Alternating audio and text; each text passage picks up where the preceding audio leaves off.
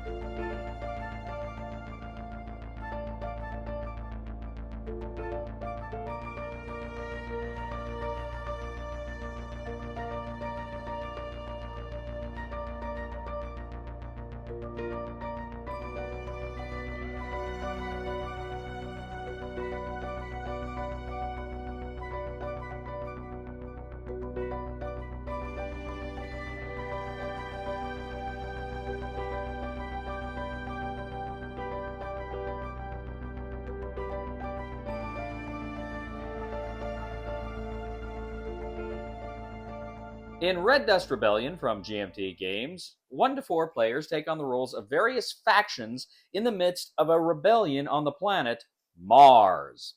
Now, what these factions are is, first of all, you have the Mars government, which is trying to maintain control of Mars. It wants peace, order, and prosperity for the few.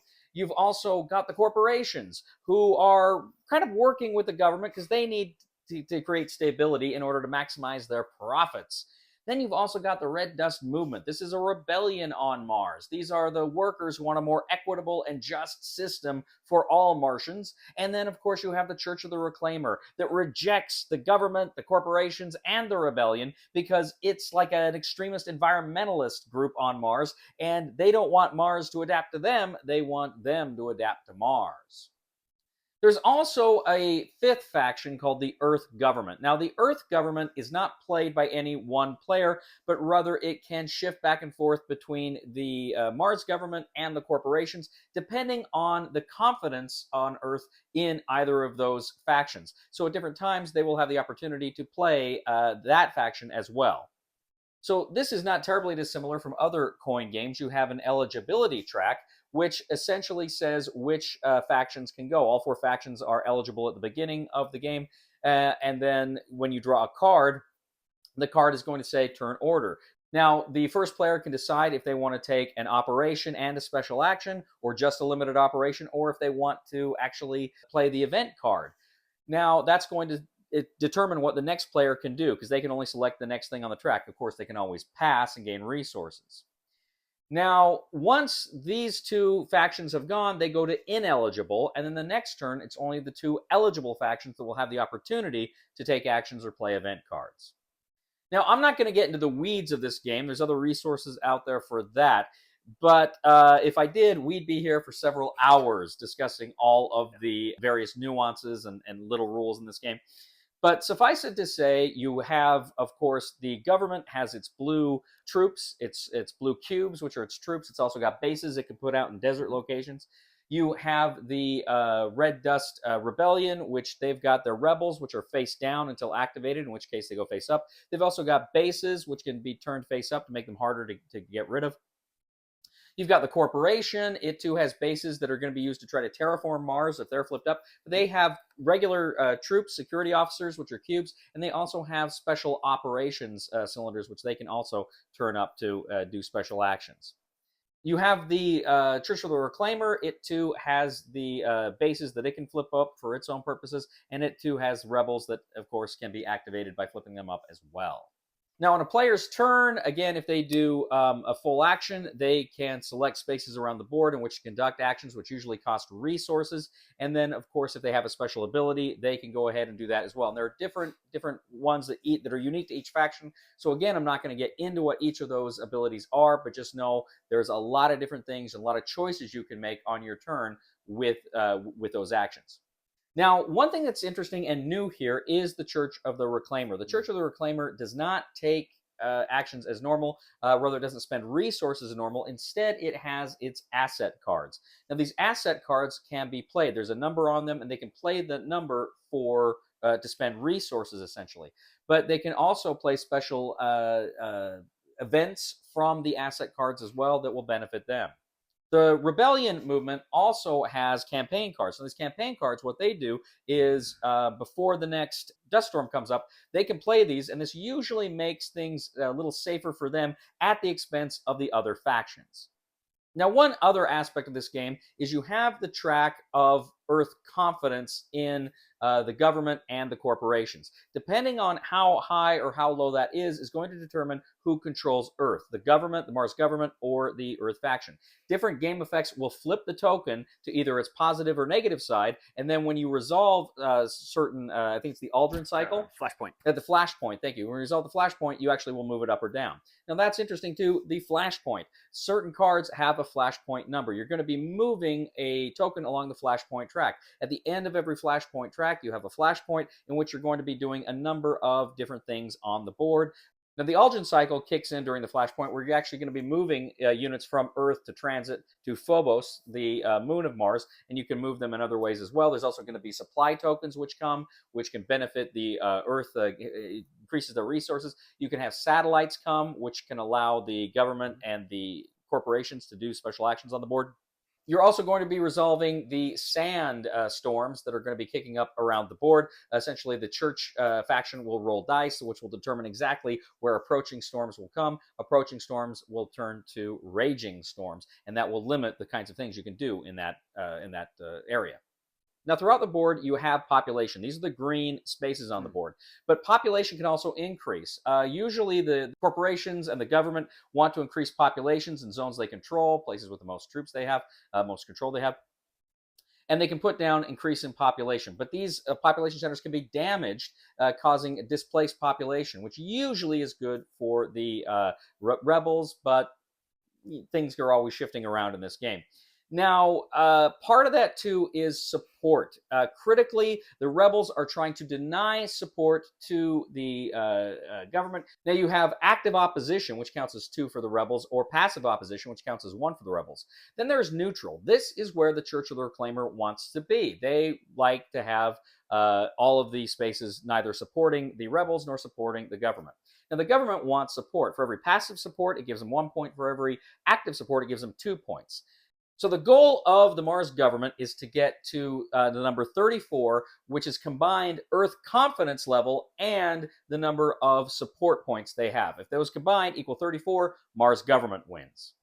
The corporations are interested in profits. If their profits ever get to 36 points, they win. For the Red Dust Rebellion movement, the total number of opposition points and bases on the board, if it equals 32, then they'll win. Now, for the church, their number of bases plus their number of controlled spaces, if it equals all the other number of bases on the board, then they win.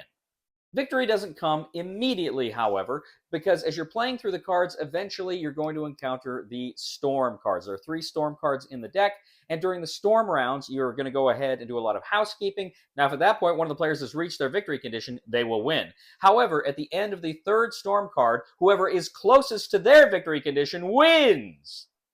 Red Dust Rebellion.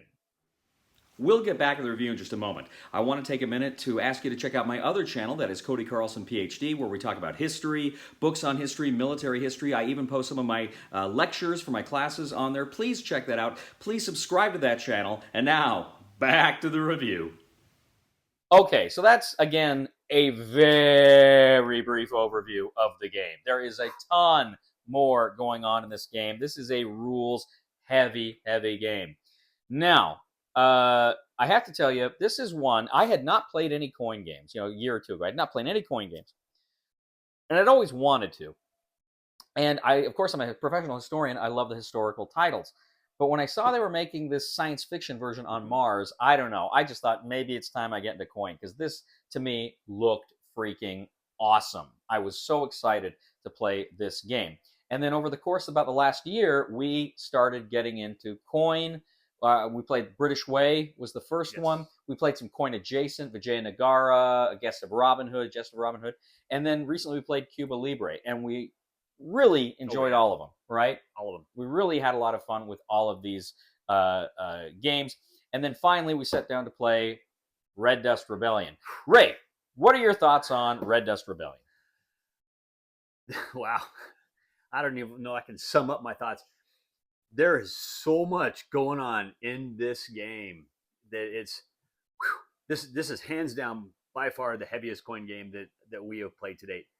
Trying to figure out what to do and how to accomplish your specific goals is absurd in my view. It's like, I mean, this is a mind-boggling game. I am actually mentally exhausted when I get done playing this game.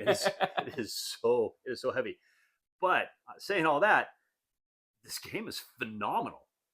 If you want to invest a day to play this game, and I do have some gripes about it. We'll cover those. The way this game was designed is superb. I mean, it really is. I think way heavier than it needs to be, but I think the design of this game is just absolutely fantastic. I like how they were able to take coin, which is usually historic, totally put it into a science fiction. It works. The Church of the Reclaimer, using the cards, they function card based, worked phenomenal. It was really cool and really unique. Yeah, we're not even going to talk about the Red Dust Rebellion cards. I absolutely hate those cards. Those things are murderous. So we played this game. We played this game a few times now, and it was I know we played the same factions we played, because as you mentioned, it's one thing to learn the game, and then it's something else to learn the nuances of each of the factions, and we kind of wanted to take our time with the factions in playing these games. So the Red Dust Rebellion cards, obviously they help the rebellion, right? So of course the government is going to like them. There are a couple in particular that really kind of like increase what you got to spend on them, so that makes it less powerful for the government to do things there. But I think really where the game becomes exceptional is those interactions between the factions, because it is so asymmetrical. And like, for instance, I, as the rebellion, was trying to get all of the opposition. You were trying to get support, and then Chris was trying to get everybody as close to neutral as he could. That, I thought, was just a real interesting dynamic there, and it's fun. What I like about this guy, all koi games, but particularly this one, is again the stories, the narrative it tells, the dynamic it tells, because things can shift very quickly, and it's intelligent how you play the game and the choices that you make, and then suddenly, you can get up really high, and then it's just, Speaking along the same lines, I was playing the Mars government, but we had Al playing the corporations, and we had to work a lot together to complete some of our same goals. But at the same time, he didn't want that Earth confidence to go high, because then he was going to lose control of the Earth faction. Yeah. And me, I'm like, well, yeah, I need the corporation as the Mars government to help me do these, but I want the Earth people, man. I want the Earth government. Yeah. So I'm like, okay, yeah, I'm going to help you do this, and I'm going to try to sneak these out from underneath you. So the way all four of these factions have to play with each other simultaneously against each other. Yeah. Well, it's because great. It was the same thing with me as the rebellion and Chris as the church. A lot of times we had to work together, but there's still those moments where we're like totally, we were at odds. I mean, ultimately he's the guy, when I was getting up to my victory level, he's the guy that sabotaged that for me, But it's funny too, again, these interactions between the factions is just amazing, and it's so much fun. Oh, hands down. You're talking to one guy in the face while his partner's stabbing you in the back simultaneously. Yeah, it's just like the whole game is that way, and it's really good. Yeah, I mean, like I said, there's just some great moments and really some fun stuff that can happen in this game. With the cards can be brutal. The cards can just totally, the event cards and the campaign cards and the asset cards, they can just switch things. And it's, one of the things I love about coin is you never know player order, right? You never know who's going first. Well, I should say you do have a card face up, so you will know like the next turn who's going, which plays into that immediate turn, because, well, do I want to do that event? I better just pass this turn. So there's cool stuff like that. But I mean, generally, from turn to turn, you're not, or 2 turns out anyway, you're not knowing who's going next and how that's going to affect the game. And that to me is, I love games that do that generally. And then when one eligible player selects one action, it limits what the other person can do, and that is so much fun. Because there was a time where I needed to do the full operation and and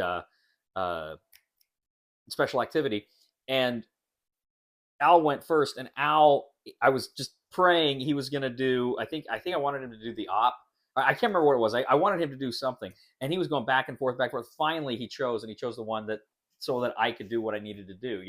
And I love that stuff. I love I didn't say anything because I didn't want it because he knew I was screwing him over left and right whenever I got a chance. But no, it's fun.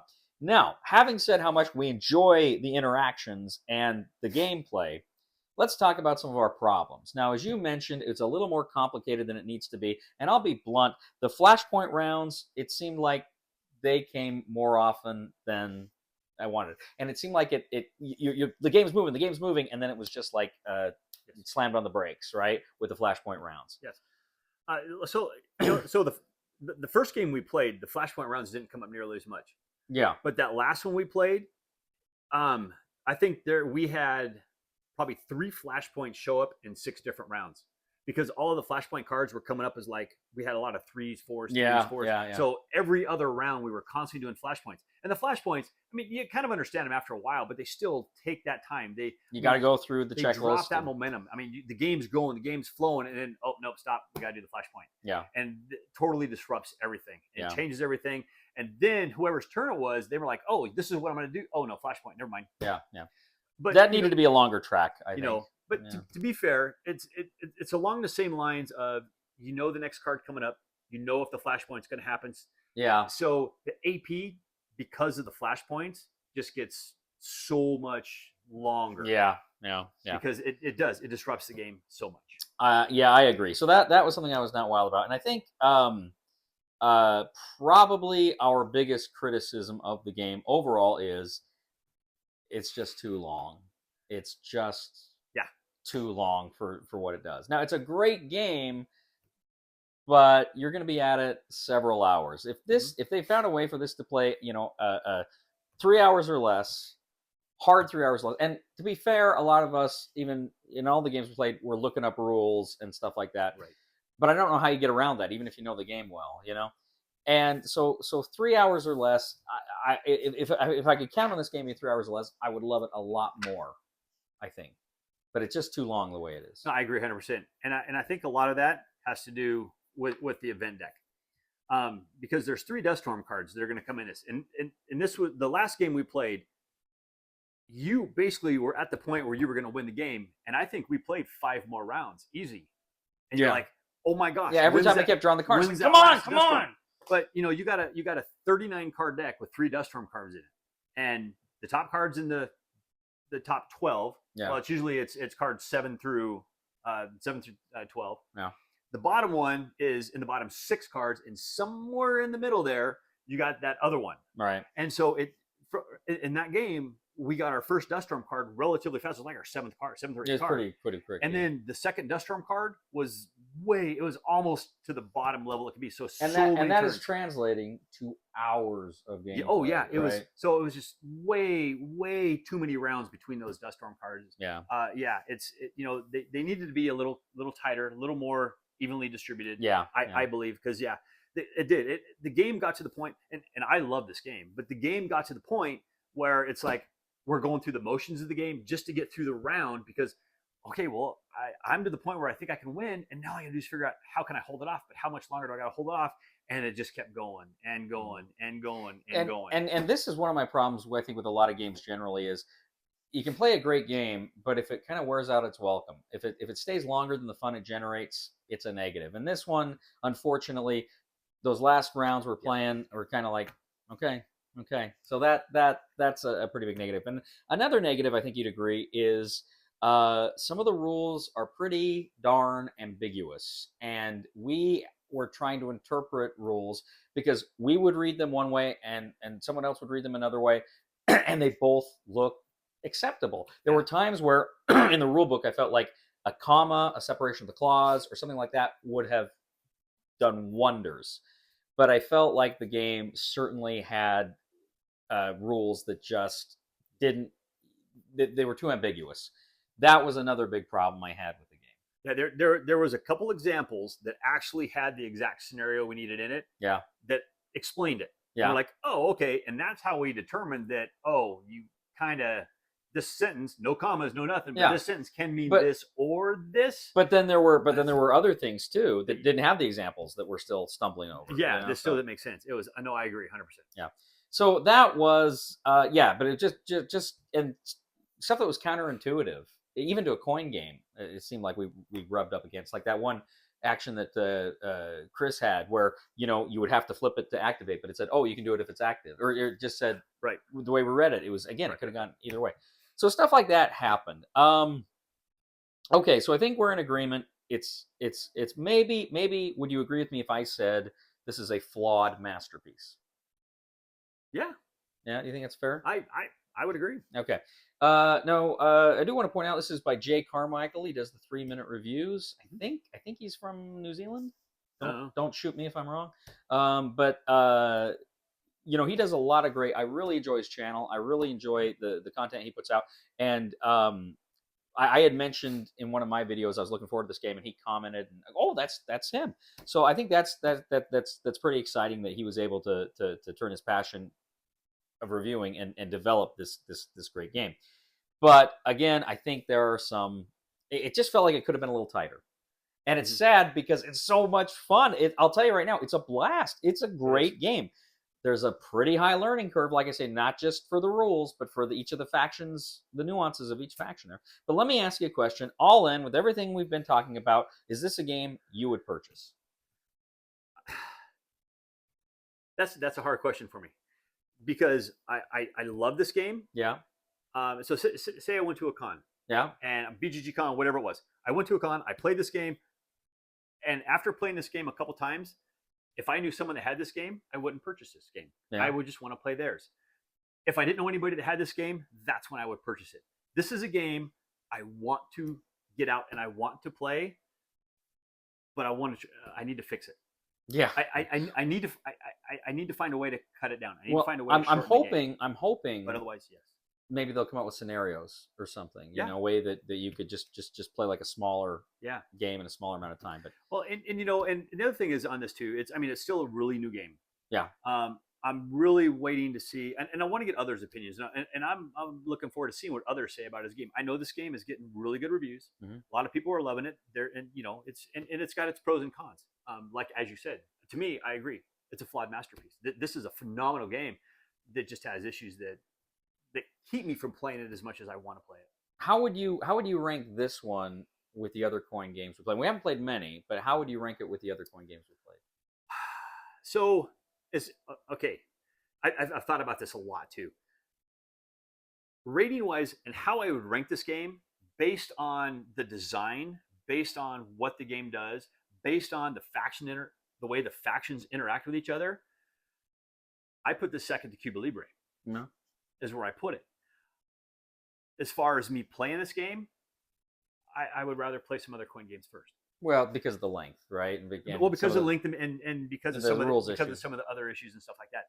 But as far as the design and the way, in all the coin games we've played, I have not seen factions interact with each other the way these factions do. Yeah, I agree. To me, that is, that's what a coin game should be. Right. You should have to, when you're playing your faction, you should have to interact with this faction, interact with this faction, but at the same time, figure out how you're going to just totally mess them up at the end. And this game, to me, interacts with all those factions better than, Cuba Libre, I thought did a great job. Yeah. I think this one does that better. Yeah. And no, I would agree with you on that that's one. where I think this game is a great game. All things being considered, I agree with you. I think I would rather play Cuba Libre because I think it's a little easier. It's the time frame is much more manageable. But having said that, I think this has so many more great moments. And great little things that happen in the game, and the interactions are so good in this game. I just wish this was a little tighter, a little shorter, and I think this would be just about a perfect game with that. Okay, let me ask you, Cody scale. What are you thinking, 1 to 10? Where do you rate Red Dust Rebellion? I put this game at an 8. Okay. Honestly, I know it's flawed, but the design of this game is so good that I'm going to put it at an 8. I would play this. I mean, if you wanted to play this game and we got 4 people and we sat down and like, oh, you know what? It's Saturday at noon. Let's start this game. I would play this game. Would you ever consider? Because of course there's the bots and you can play it with less than 4. Would you want to? No. I agree. I agree. I would never play a coin game with bots. Personally, I agree. I feel the same way. No, yeah. A coin game to me should be played with all factions on the table. That's why I like the fact that we have 2-player coin games. We have 3-player coin games. We have 4-player coin games. I would never play with the bots. I don't even look at the rules for the bots. I heard that it's actually good. And you like playing solo games. I mean, you like playing solo games, and so do I. But I agree. I would not play this game solo. In fact, I don't think I'd want to play this with 2 or 3 players. I want to play this with a full 4 players. It's the only way I'll ever play this game. So I was really wrestling with this one, where I wanted to put it because of these issues. But I got it. But when I'm forced to say what rating would I give this, I agree with you. It's an 8. I give this game an 8. I think it is a fantastic game with problems. It is a flawed masterpiece. So you fix those problems. You fix the length of this game. Okay, clean up that rule book. This game's a 9. It could be a 10. It could be a 10. Theoretically, yes, it could. It's right there on the cusp. Yeah, it is. This game wants to go higher on that scale. Yeah. But no, I agree. All right. Well, any final thoughts you've got for Red Dust Rebellion? Oh, man, thanks for designing this game. That's all I gotta say. This was a beast to get through, but it was long. It was pleasurable, and I will play it again. Well, ladies and gentlemen, thank you once again for joining us today on The Discriminating Gamer. As always, we ask you to please give a thumb to this video and please subscribe to us on YouTube. Please check us out on social media, on Facebook and Twitter. Please give us a thumb to this video on Board Game Geek as well. If you like what we do here, please check out my other channel. That is Cody Carlson, PhD. We talk about history, military history, books on history. I post some of my lectures on there. It would mean the world to me if you would subscribe to that channel as well. And then also, too, if you do like the kind of content we bring to you, I would humbly ask you to click on the Super Thanks button and leave a tip. You know, I've got to tell you, my girlfriend got mad at me because she says that I'm not American enough. I could have seen that coming a kilometer away. Please somebody help me on my feet again, and I don't know where I'm going, and I don't know where I've been. Please somebody help me on the solid ground. It's a long time, and I'll be dying. Once a year I wind up in the band. God knows that I love to fight. Now at the left arc, still a 2 to 6. Yes! A little scout. Yes!